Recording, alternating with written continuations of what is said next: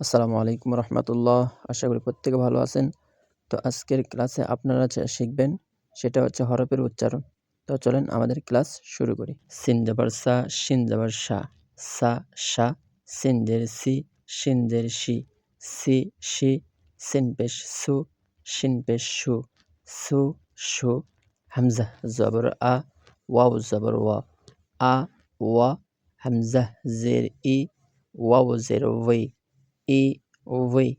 হামজা পেশ উ, ওয়াও পেশ ভু, ও ভু। কাফ জবর কা, কফ জবর ক, কা ক। কাফ জের কি, কফ জের কি, কি কি। কাফ পেশ কু, কফ পেশ উ, কু উ। আজকের ক্লাস এতটুকুই।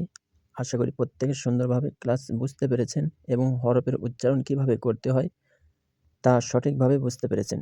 ক্লাসটি মনোযোগ দিয়ে একটু বেশি বেশি দেখবেন, তাহলেই সঠিকভাবে বুঝতে পারবেন। আজকের ক্লাস এতটুকুই। ভালো থাকবেন সবাই।